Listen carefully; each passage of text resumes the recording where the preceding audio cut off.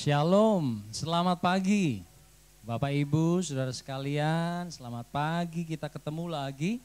Pagi hari ini saya bersuka cita, Tuhan itu baik ya bagi setiap kita, Om Tante yang bisa datang, sempat datang pasti semua dalam keadaan sehat. Yang begitu juga dengan saudara yang di rumah, biarlah berkat Tuhan senantiasa menyertai setiap saudara. Bulan lalu kita sudah belajar mengenai apa Bapak Ibu Saudara sekalian? Menjadi murid walaupun sudah 70 tahun ke atas, namanya menjadi murid Yesus itu tidak pernah berhenti. Amin. Kita terus belajar dan kita terus komitmen untuk bertumbuh dan berubah sampai kita selesai hidup kita di dunia ini, then it's finished. Ya. Nah, bulan ini Bapak Ibu Saudara sekalian, dalam beberapa minggu ke depan kita akan sama-sama belajar satu nilai yang tertulis di situ ya, di dalam banner ya. Tahun 2019 sebelum Covid kita belajar yang pertama, love God and one another. Tahun ini kita akan belajar sama-sama ya, bulan ini unity in spirit. Bicara mengenai kesatuan itu bukanlah topik yang mudah saudara ya diterapkan. Mudah untuk didengarkan, tetapi untuk diterapkan itu enggak mudah ya. Bayangkan seorang pria dengan seorang wanita menikah setelah puluhan tahun hidup sendiri, kemudian menikah dan mereka menemukan bahwa pernikahan itu ternyata tidak semudah yang dibayangkan waktu pacaran. Benar enggak? Saya baru-baru mengkonseling sepasang suami istri bukan dari gereja ini. Kalau saya bilang dari gereja ini semua pada toleh-toleh. Yang mana ya? Enggak, bukan dari gereja ini. Ya, dia bilang kok tolong dong kami baru menikah, tolong konseling. Begitu ketemu saya langsung tanya, ada masalah apa? Wah biasa kalau udah ditanya ada masalah apa dibuka celahnya istri nomor satu. Iya cerita gini wah semua. Mereka kebetulan berdua ini jarak jauh ya seperti saya dengan istri. Jarak jauh dulu Indonesia dan Australia. Pada waktu pacaran kelihatannya oke-oke saja. Tapi begitu kumpul ketemu di Sydney menikah langsung punya anak terutama masa perkenalan belum lama. Keluarlah beberapa hal yang pada waktu pacaran tersembunyi. Ya, itu baru satu pria dan satu wanita. Belum kalau anak satu keluar masalahnya nambah, betul enggak? Bukan anak itu bawa masalah loh saudara, bukan maksud saya adalah beban tanggung jawab itu nambah satu. Kalau anak dua, nambah lagi. Ya itu baru dua anak, bagaimana dengan gereja yang isinya 100 orang? Ya bicara masalah kesatuan itu bukan hal yang mudah, bukan hal yang gampang. Ya gereja perlu belajar, kita sama-sama gereja, kalau saya bilang gereja itu adalah setiap saudara dan saya. Ya, kita perlu belajar dari dasar. Apa itu unity in spirit? Apa itu kesatuan roh sebelum kita harus tahu dasarnya, sebelum kita membangun di atasnya apa itu dan bagaimana. Ya, dasar itu perlu Bapak Ibu Saudara sekalian. Tanpa dasar rumah tidak bisa dibangun. Betul? Apapun itu perlu dasar, ya.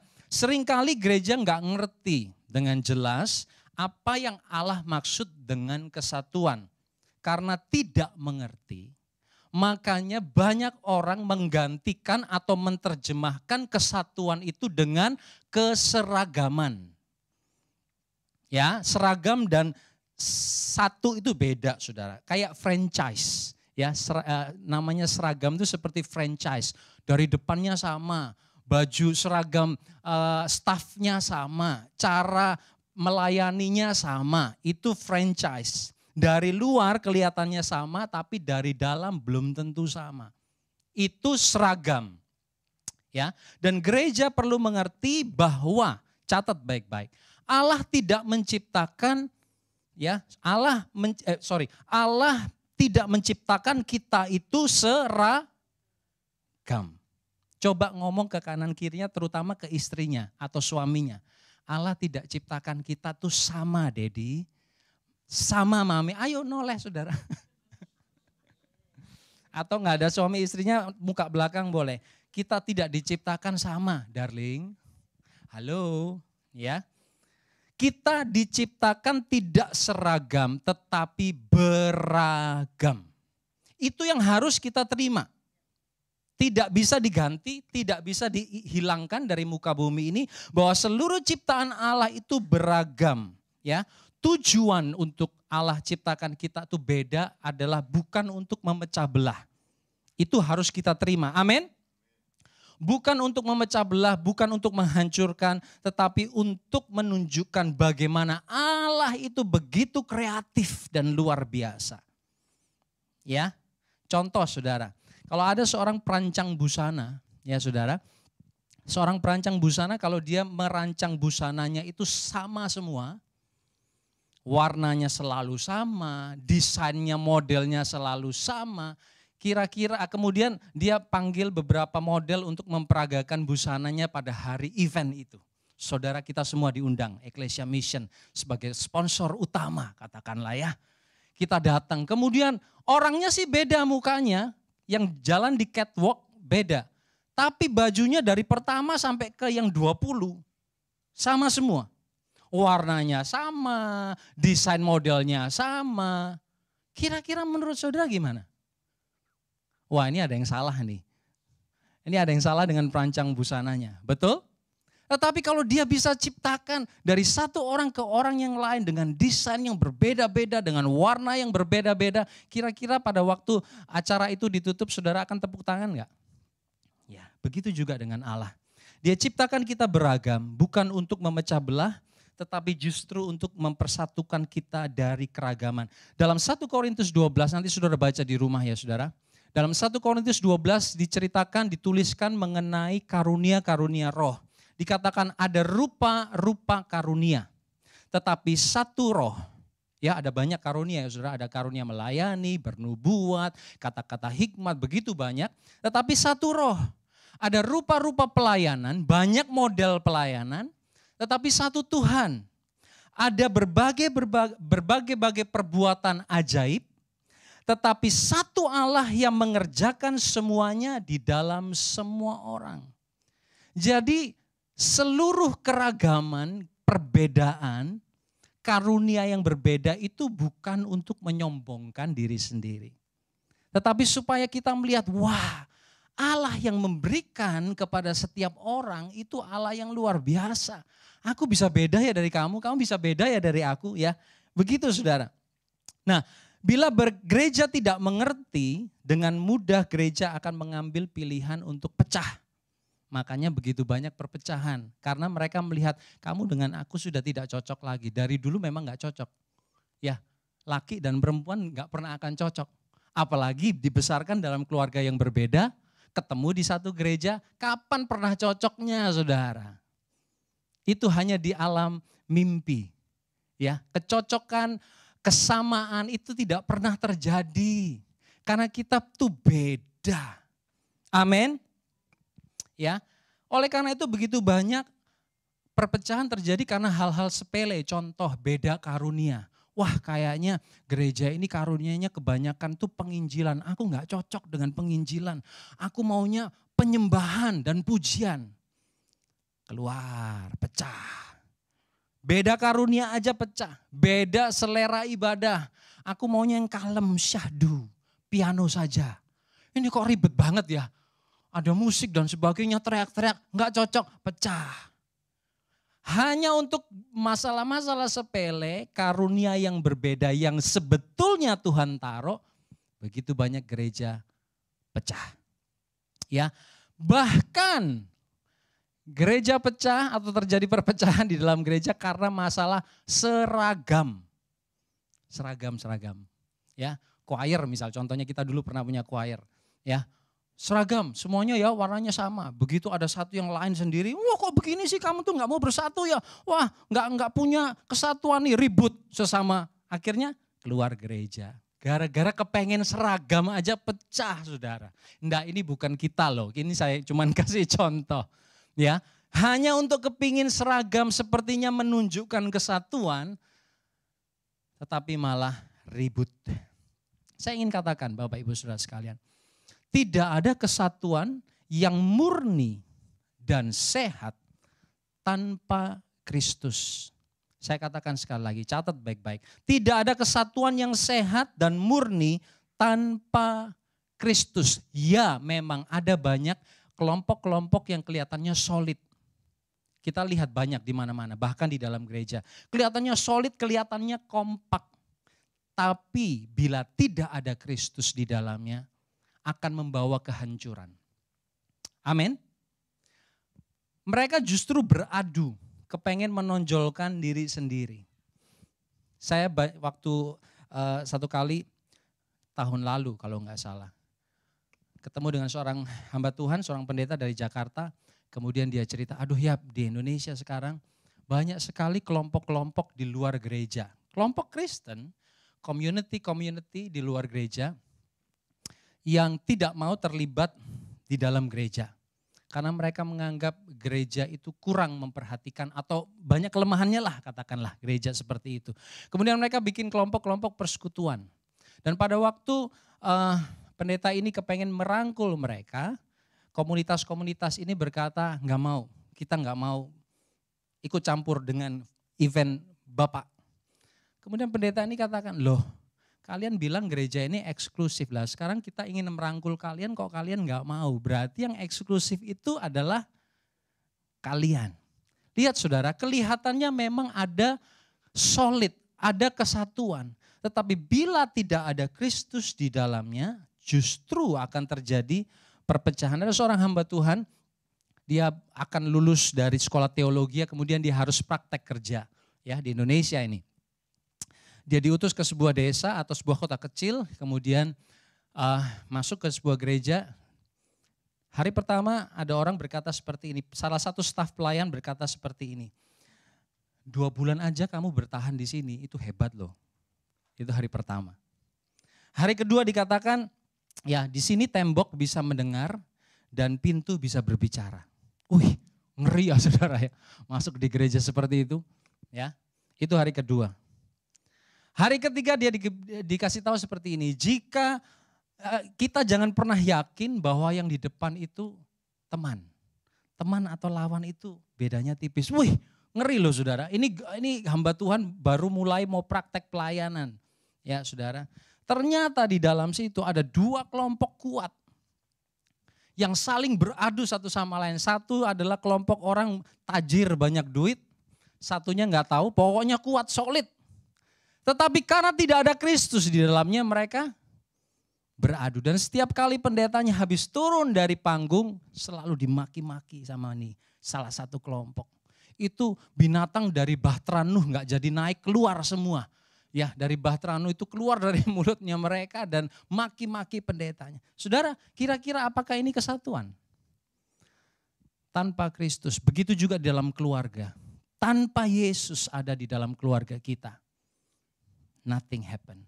Amin, Bapak Ibu Saudara. Oleh karena itu hari ini kita mau belajar dari kitab Efesus.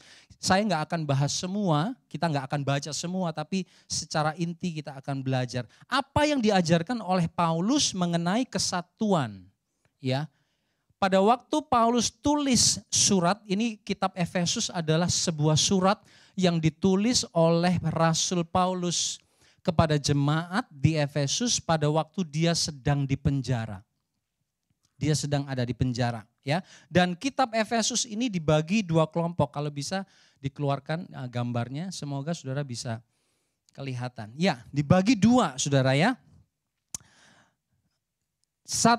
Pasal 1 sampai pasal 3 itu bagian pertama, pasal 1 sampai pasal 3 itu berisi doktrin. Apa itu doktrin? Kue apa itu doktrin? Bukan kue, saudara. Ya, doktrin itu adalah prinsip atau dasar kepercayaan.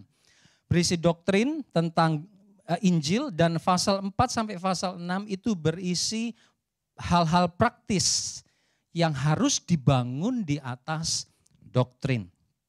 Ya. Kenapa Paulus memulai dengan doktrin? Karena tanpa doktrin atau tanpa prinsip, hanya aplikasi aja, ya sudah tanpa prinsip, hanya aplikasi aja, maka kehidupan kita ya nggak balance. Kalau cuman dasar, tahu teori, kepalanya gede, tapi nggak ada hati, jadinya apa? Kaku, sombong. Tetapi kalau maunya aplikasi aplikasi aja, pokoknya kita harus begini, itu hanya perilaku yang kelihatan aja baik. Tetapi secara pikiran kita nggak ngerti apa-apa sebetulnya. Ya, itu namanya orang yang mudah diombang-ambingkan. Ke sini iya, ke situ iya, karena enggak punya prinsip, enggak punya dasar. Ya, kita akan belajar apa yang Alkitab maksud dengan kesatuan roh. Nah, kita akan mulai dengan pasal pertama. Coba ditayangkan yang kedua, gambar yang kedua. Pasal pertama sampai pasal yang ketiga. Pasal pertama itu bicara tentang pilihan Allah kepada orang Efesus. Saudara ingat bahwa orang Israel, bangsa Israel adalah bangsa yang dipilih Allah. Betul? Bangsa di luar Israel yang dikatakan bangsa kafir, bangsa yang tidak mengenal Allah. Nah, Paulus dipanggil oleh Allah untuk membawa Injil, kabar keselamatan itu bukan kepada orang Yahudi, tetapi kepada orang di luar bangsa Yahudi. Salah satunya adalah orang Efesus yang tidak mengenal Allah, hidup di dalam pemberontakan, di dalam dosa, di dalam kenajisan. Ya, kemudian pasal 1 Paulus menulis bahwa kalian itu adalah umat yang sudah dikuduskan, dipilih oleh Allah untuk kalian hidup kudus dan tidak bercacat, ditentukan untuk menjadi anak-anaknya di dalam kasih, dimeteraikan oleh Roh Kudus. Ya, kemudian pasal 1 ditutup oleh doa Paulus agar jemaat mengenal Allah dengan benar, menerangi hati mereka agar mereka mengerti apa yang diharapkan oleh Allah pada saat mereka dipanggil untuk menjadi anggota kerajaan Allah. Kalau saudara lihat tangan ya Tuhan yang seperti itu merangkul antara umat Yahudi dan non-Yahudi menjadi satu, masuk dalam satu perjanjian keluarga Allah. Pasal kedua, Paulus mengatakan bahwa dahulu hidupmu adalah hidup dalam dosa. Ya, ada gambarnya di situ. Hidup dalam pelanggaran. Dan seharusnya masa depanmu adalah kematian kekal. Tetapi Allah yang kaya dengan rahmat kasih setia mengampuni, menghidupkan kita, membangkitkan kita dan memberi tempat bersama dengan Allah di surga. Itu bukan hasil usahamu. Ya, ingat ayat yang paling terkenal pasal 2. Tetapi kasih karunia Allah bukan hasil pekerjaanmu. Ayat 11 pasal 2 dikatakan, kita dipersatukan di dalam Kristus. Yang kamu dulu jauh, sekarang kamu menjadi dekat di dalam Kristus. Seperti sebuah bangunan rapi tersusun menjadi bait Allah, tempat Allah berdiam di dalam roh. Dipersatukan. Yang ketiga, pasal 3, cepat aja. Ya, kemudian Paulus berkata, bahwa orang-orang bukan Yahudi karena berita Injil turut menjadi ahli waris dan anggota tubuh Kristus. Bukankah itu kita? Amin.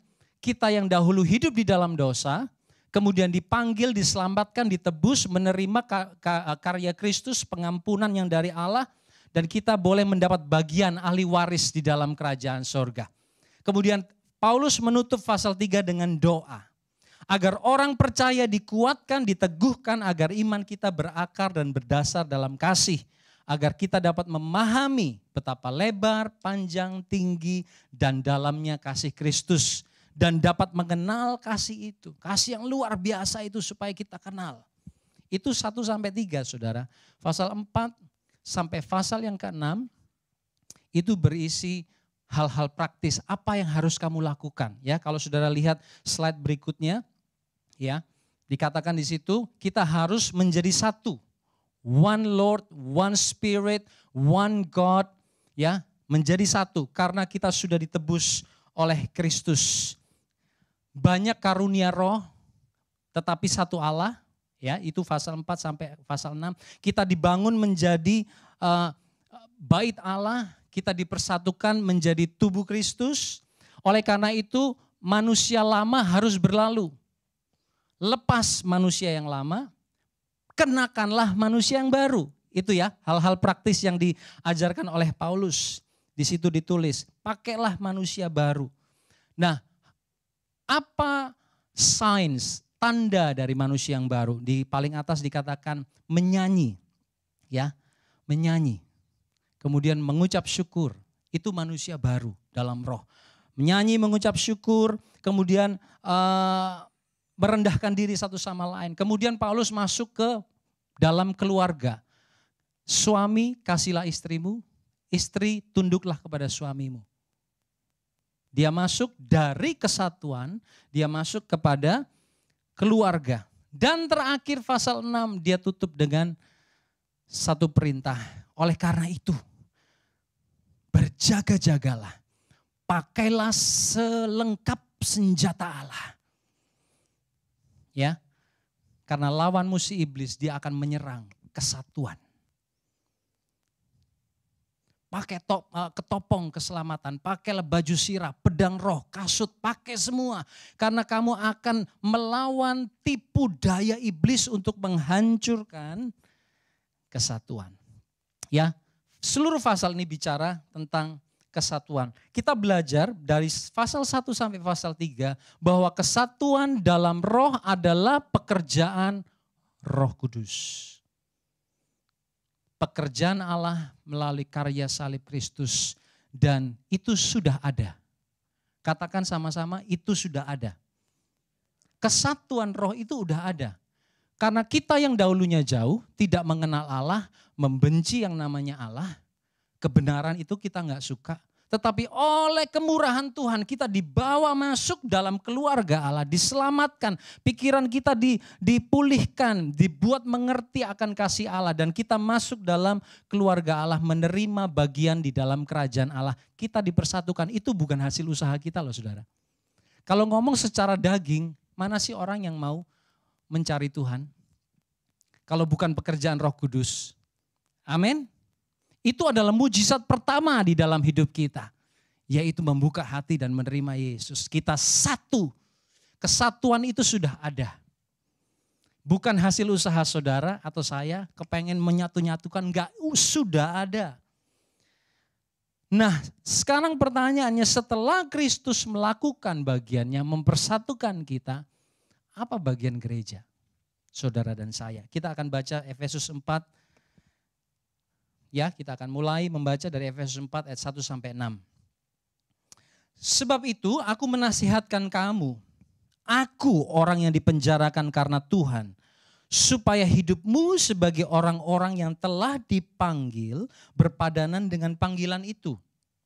Hendaklah kamu selalu rendah hati, lemah lembut, sabar, tunjukkanlah kasihmu dalam hal saling membantu. Dan berusahalah memelihara kesatuan roh oleh ikatan damai sejahtera. Satu tubuh dan satu roh, sebagaimana kamu telah dipanggil kepada satu pengharapan yang terkandung dalam panggilanmu.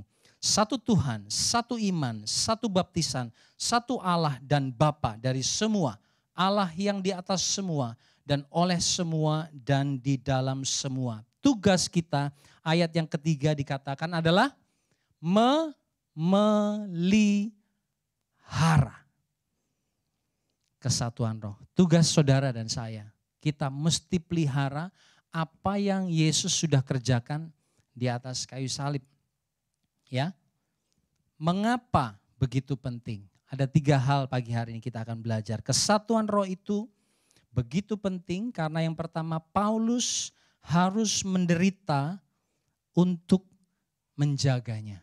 Kita lihat, untuk mempersatukan, ya, Paulus itu bayar harganya sedemikian, sudah sampai dia masuk dalam penjara untuk membuat orang Yahudi itu ngerti. Orang Yahudi itu orangnya begitu sombong. Mereka merasa bahwa mereka ini adalah umat pilihan, ya, mendapat warisan dari kerajaan Allah. Mereka menganggap orang lain itu enggak pantas untuk mendapat bagian di dalam kerajaan Allah. Kemudian Paulus datang kepada orang Yahudi dan membawa orang Yunani masuk di dalam bait Allah, di dalam Kisah Rasul kita bisa baca di sana. Wah, langsung ribut saudara.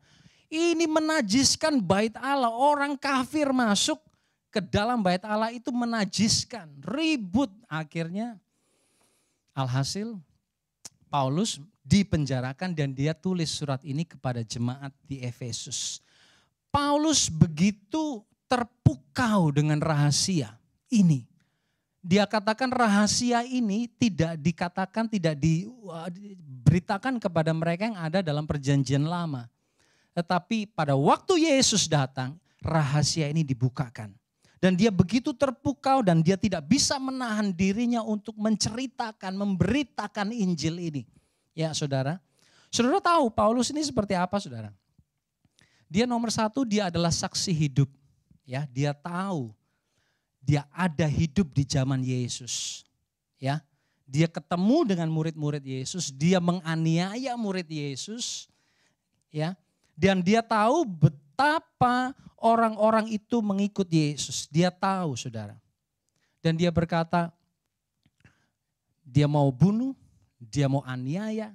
Tetapi pada waktu dia ketemu dengan Yesus secara pribadi, dia katakan, semua yang aku miliki, ku anggap sampah karena pengenalanku akan Kristus. Oleh karena itu dia begitu menggebu-gebu untuk mempersatukan gereja, memelihara kesatuan di dalam gereja pada waktu itu saudara ya. Dan dia bayar harganya dengan hidupnya.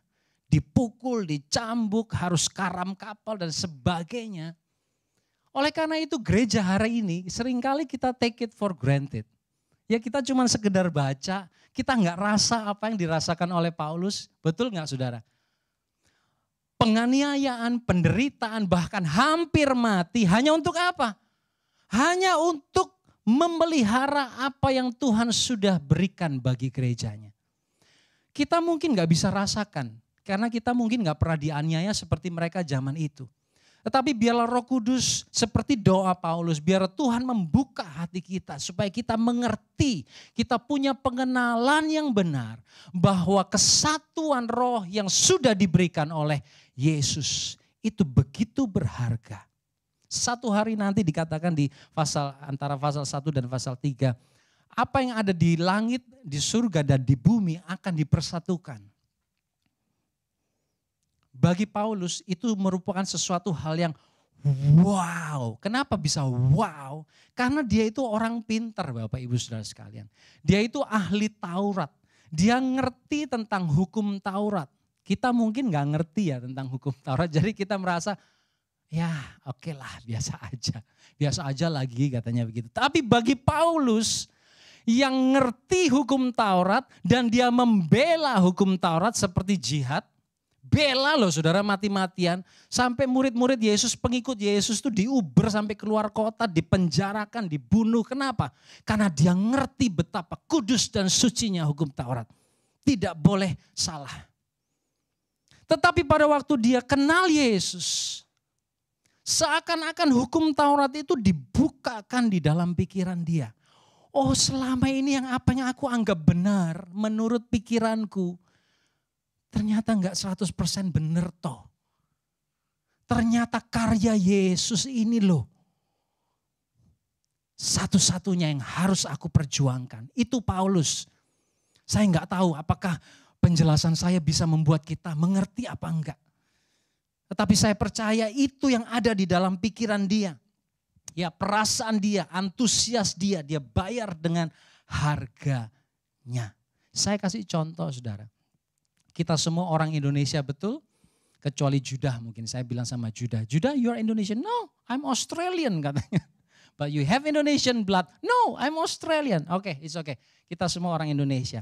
Saudara, nenek moyang kita pada waktu dijajah itu berapa tahun? 45 tahun? Lupa kan? Nah sejarah 450 tahun. 450 tahun tuh hampir seperti bangsa Israel di Mesir tuh loh saudara. Mental budaknya sudah begitu, kalau orang Jawa bilang ngoyot, berakar. 450 tahun dijajah itu bukan kayak Australia dijajah oleh Inggris atau Hong Kong dijajah oleh Inggris. Kadang-kadang saya bilang enak ya, coba kita Indonesia dijajah oleh Inggris, kita bisa ngomong Inggris. Benar nggak usah les, langsung cas-cis-cus ngomong bahasa Inggris. Ya tante-tante, om-om, nggak usah bingung belajar, udah bisa.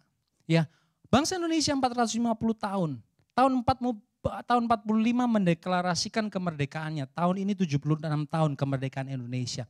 Menurut Bapak Ibu Saudara sekalian, saudara merasakan kemerdekaan Indonesia sekarang bagaimana? Biasa aja lagi. Biasa aja lagi, nggak berasa diinjek-injek, nggak berasa kelaparan, bener nggak?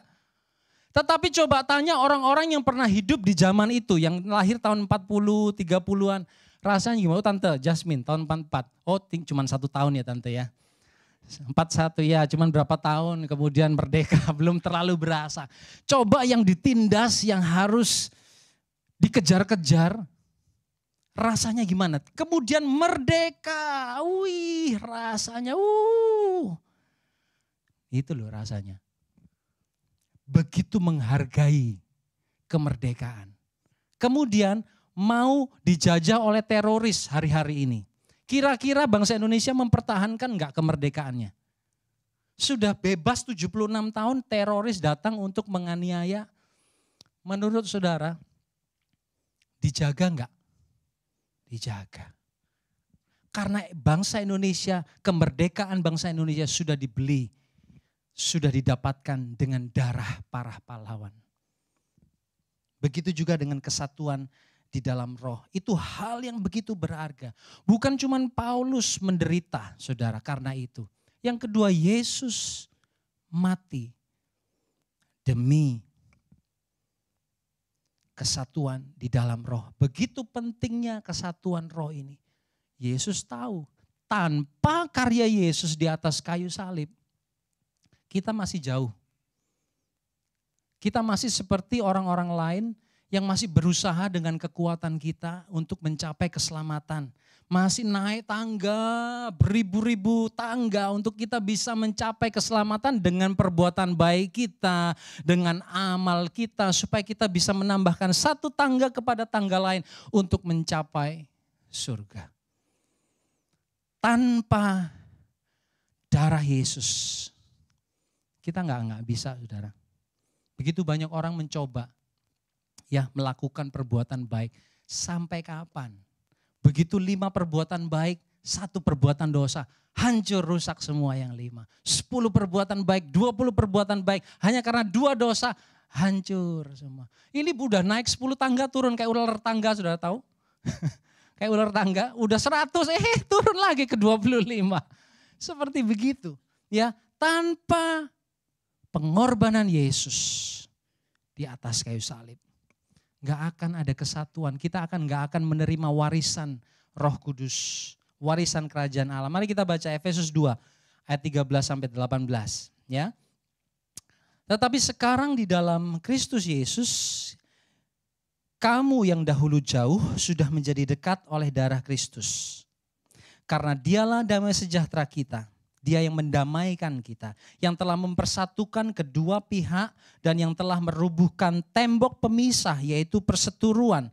Karena dulu ya saudara tahu bangsa Israel dan bangsa di luar Israel yang tidak mengenal Allah itu terus berseteru. Ya, sampai di mana? Sebab dengan matinya sebagai manusia, Yesus, ia telah membatalkan hukum Taurat dengan segala perintah dan ketentuannya untuk menciptakan keduanya menjadi satu manusia baru di dalam dirinya dan dengan itu mengadakan damai sejahtera. 16, dan untuk memperdamaikan keduanya di dalam satu tubuh, yaitu tubuh Kristus, dengan Allah oleh salib, dengan melenyapkan perseteruan pada salib itu. 17, ia datang dan memberitakan damai sejahtera kepada kamu yang jauh dan damai sejahtera kepada mereka yang dekat. Karena oleh dia kita kedua pihak dalam satu roh beroleh jalan masuk kepada Bapa.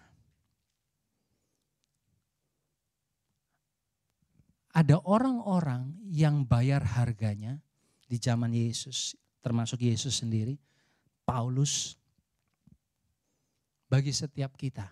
Agar kita ini bisa memperoleh bagian.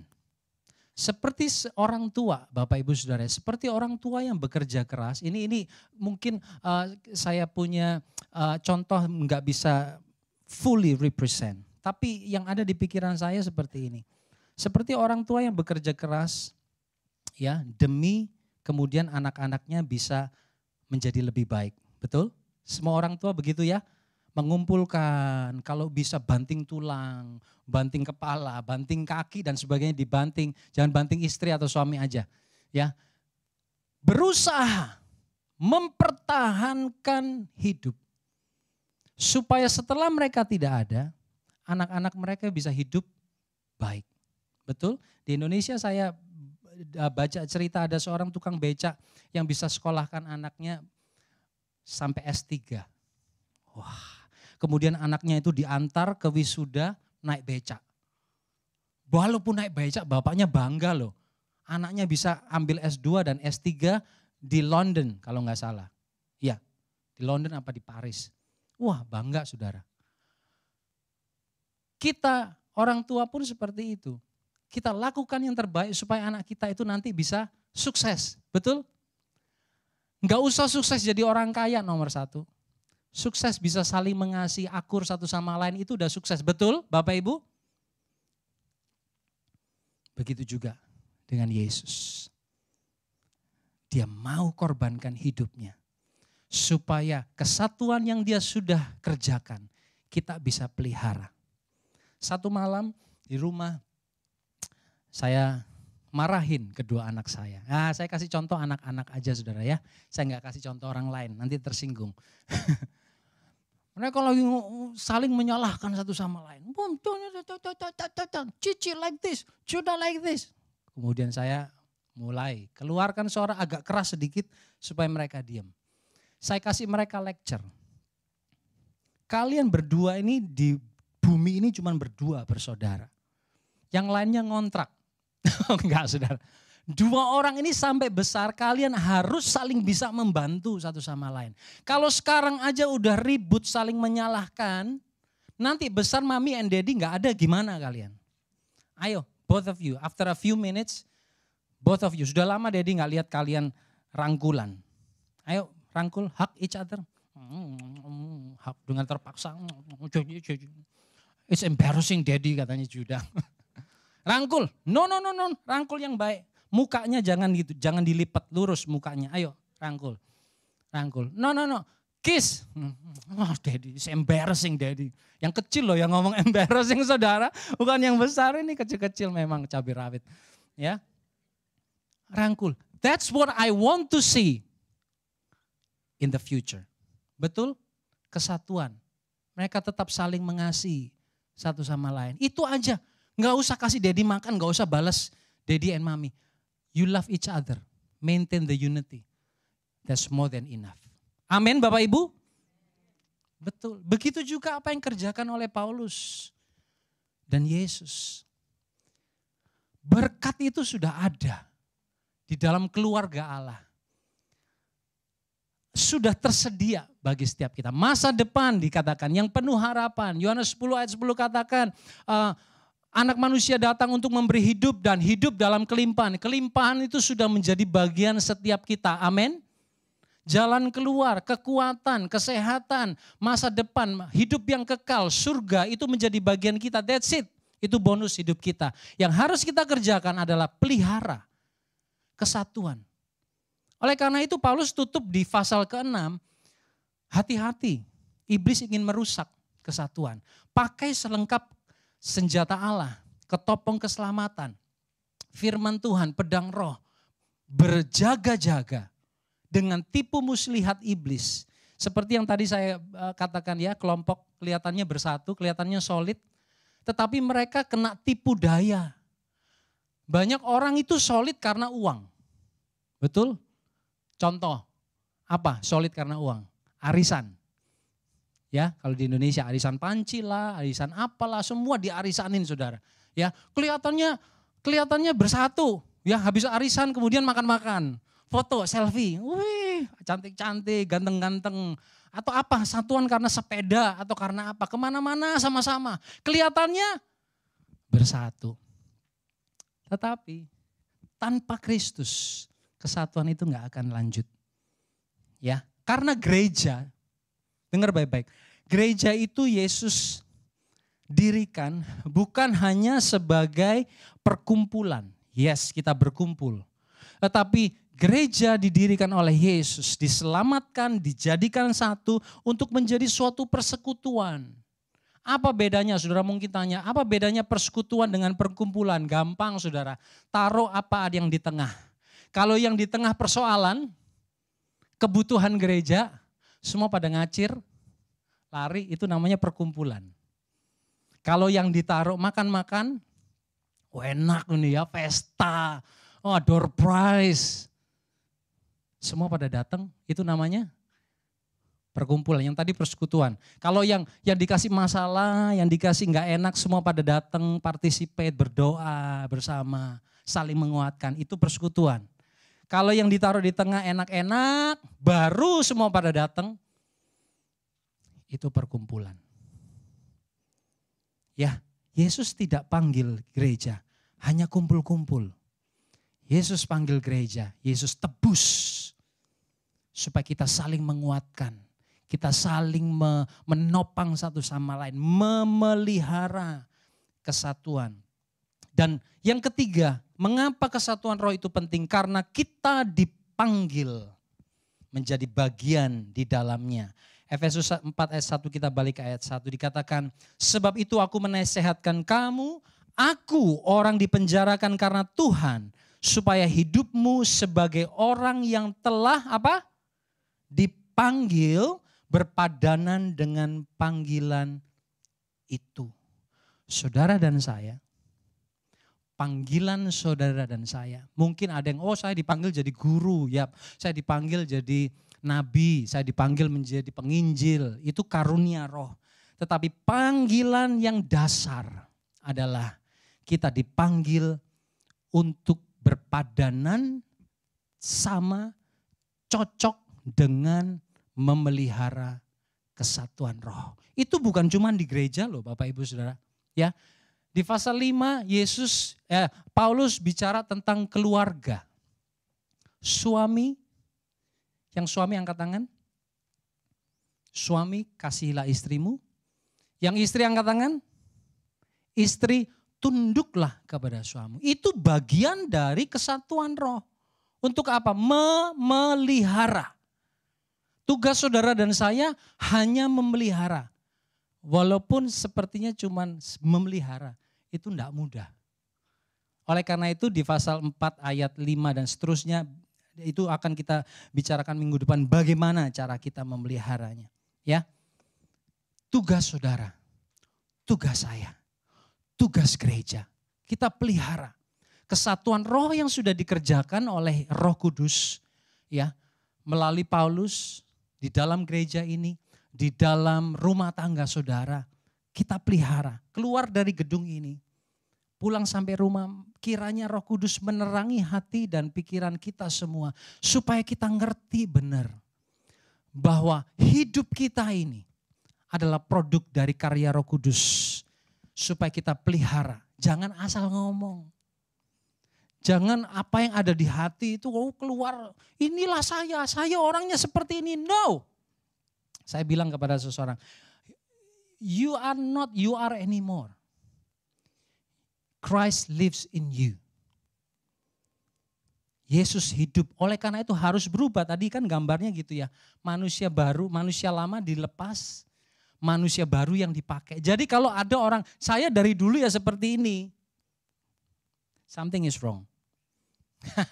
Something is wrong. Saya dari dulu memang orangnya nggak sabaran, saya dari dulu memang orangnya ceplas-ceplos, saya dari dulu, tapi di hati saya nggak ada pikiran seperti itu, nggak ada perasaan seperti itu. Something is wrong. You have to be like Jesus. Kita belajar menjadi seperti Yesus. Untuk apa sih?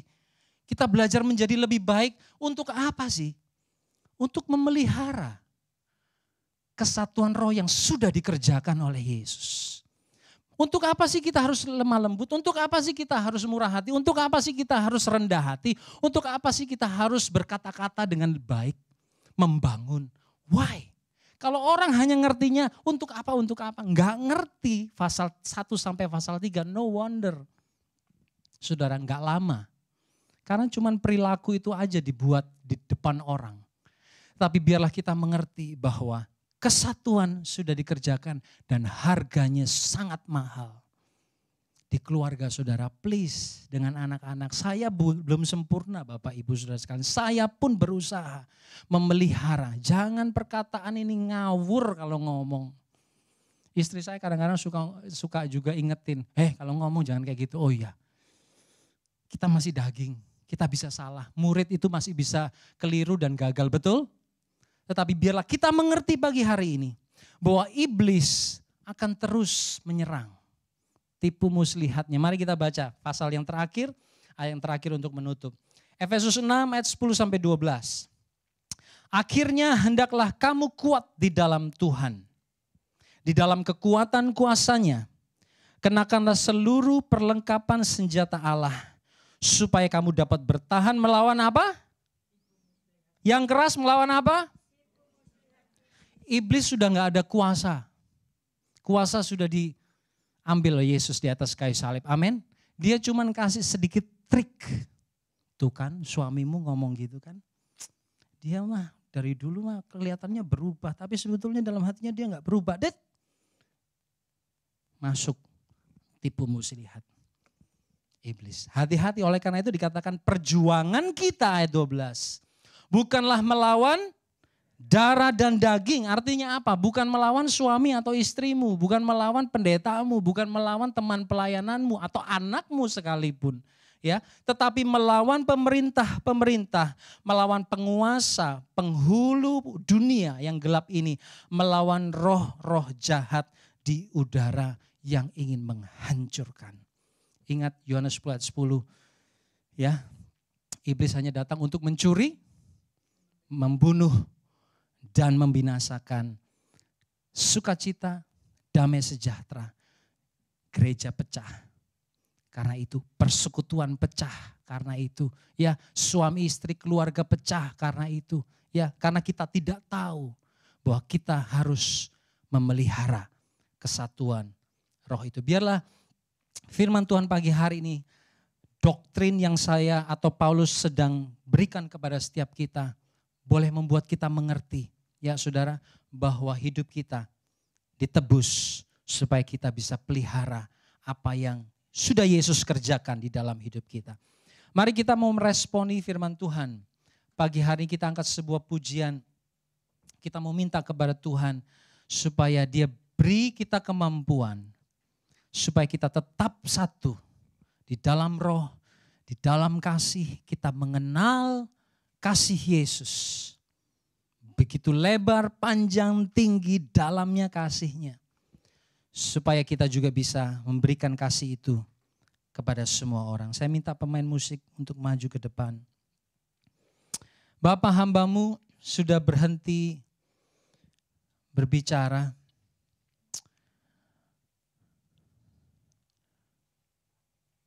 Kami tahu bahwa kesatuan itu sudah Engkau kerjakan bagi setiap kami. Engkau mau kami sebagai anak-anak-Mu untuk menjaga kesatuan itu. Oleh karena itu Roh Kudus, tolong setiap kami. Untuk kami mengerti, untuk kami praktekkan di dalam hidup kami. Bahwa saudara kami di samping kami, baik itu istri, baik itu suami, mereka sama-sama sudah dibeli dengan darah yang mahal. Bukan hanya kami, bukan hanya saya saja yang dikasihi. Mereka pun Engkau kasihi. Oleh karena itu kami tidak mau merusak apa yang sudah Engkau berikan. Tolong gereja-Mu Tuhan. Terima kasih Bapa. Tolong setiap kami, Roh Kudus. help us.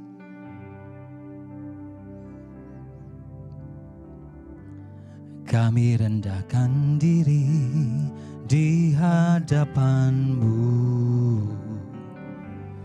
membawa hancur hati saat berseru, agar kami saling melengkapi tubuh-Mu, seperti Kau dan Yesus adalah satu.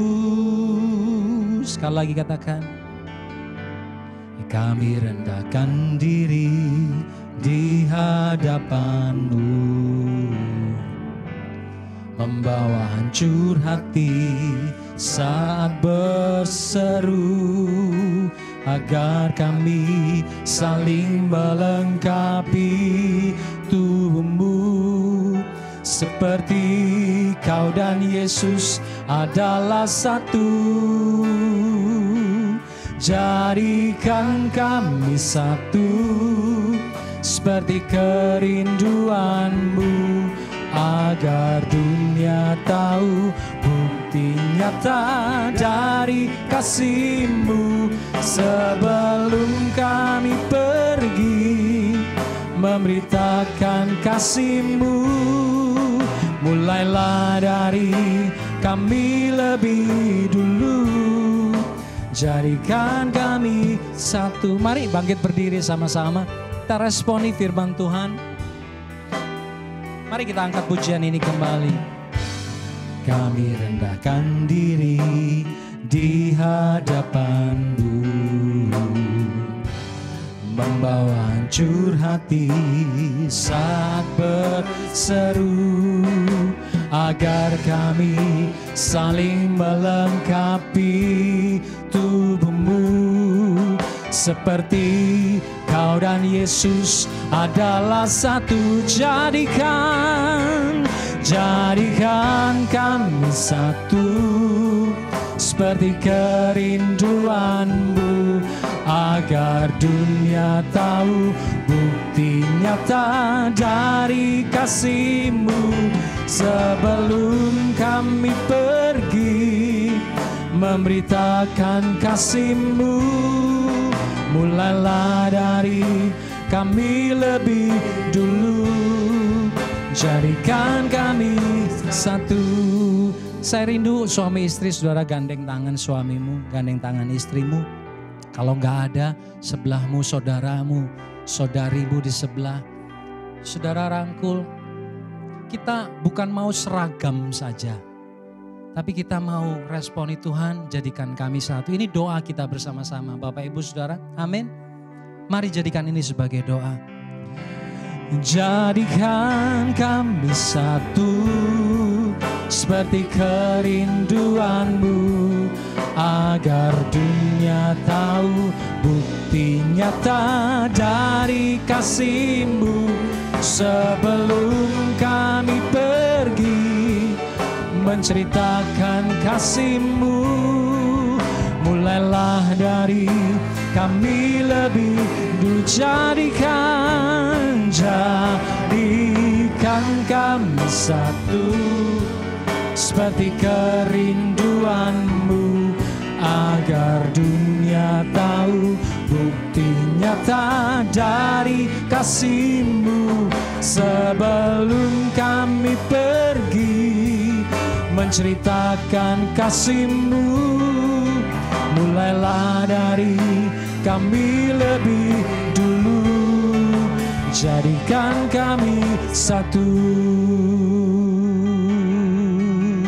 Jadikan kami satu.